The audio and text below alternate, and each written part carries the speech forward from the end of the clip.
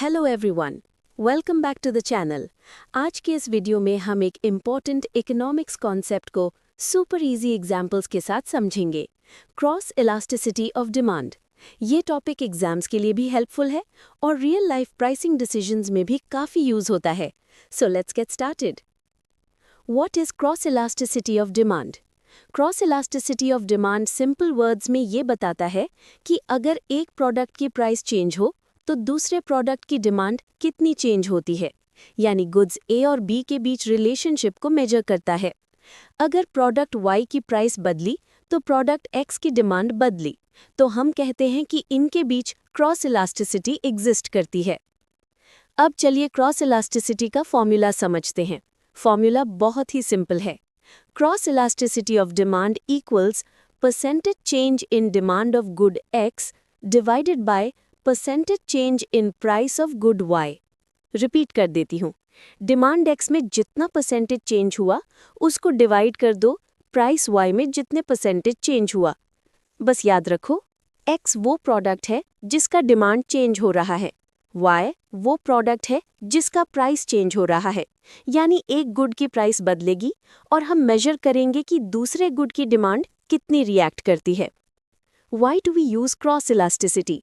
हमें ये जानने के लिए कि दो प्रोडक्ट्स सब्स्टिट्यूट हैं, कॉम्प्लीमेंट्स हैं या अनरिलेटेड हैं। क्रॉस इलास्टिसिटी हमें एग्जैक्ट आंसर दे देता है। 4 types of cross elasticity with real examples. A. Substitutes, positive elasticity. When the price of one good increases, the demand for the other also increases.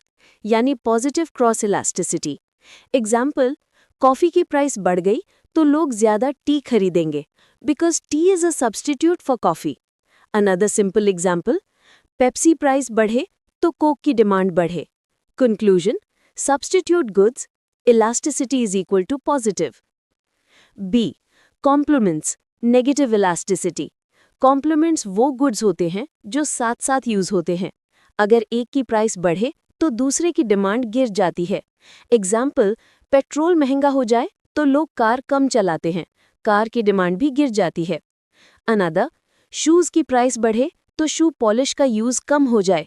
Conclusion, complementary goods, elasticity is equal to negative. C. Unrelated goods, zero elasticity. कुछ products का एक दूसरे से कोई लेना देना नहीं होता। एग्जाम्पल, सॉल्ट की प्राइस बढ़ जाए तो पेन की डिमांड को कोई फर्क नहीं पड़ेगा, यानी इनमें रिलेशनशिप जीरो है।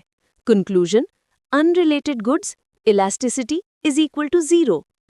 चलिए अब एक क्विक न्यूमेरिकल एग्जाम्पल देखते हैं जो बहुत ही ईजी है। सपोज कॉफी की प्राइस 10% बढ़ गई और उसके रिस्पॉन्स में टी की डिमांड 5% बढ़ गई, तो क्रॉस इलास्टिसिटी का फॉर्मूला लगाएंगे EXY is equal to 5 divided by 10 is equal to plus 0.5। हमें आंसर पॉजिटिव मिला, मतलब टी और कॉफ़ी सब्स्टिट्यूट्स हैं, यानी कॉफ़ी महंगी हुई तो लोग टी की तरफ शिफ्ट हो गए। Summary, cross elasticity tells us positive goods are substitutes, negative goods are complements, zero goods are unrelated. ये कॉन्सेप्ट बिजनेसेस को प्राइसिंग, मार्केटिंग और कंपटीशन को अंडरस्टैंड करने में हेल्प करता है। And that's it for today's video. I hope आपको cross elasticity of demand का कॉन्सेप्ट क्लियर हो गया होगा। तो लाइक, शेयर और सब्सक्राइब जरूर करें और कमेंट्स में बताएं नेक्स्ट इकोनॉमिक्स कॉन्सेप्ट किस पर चाहिए। Thanks for watching. See you in the next video.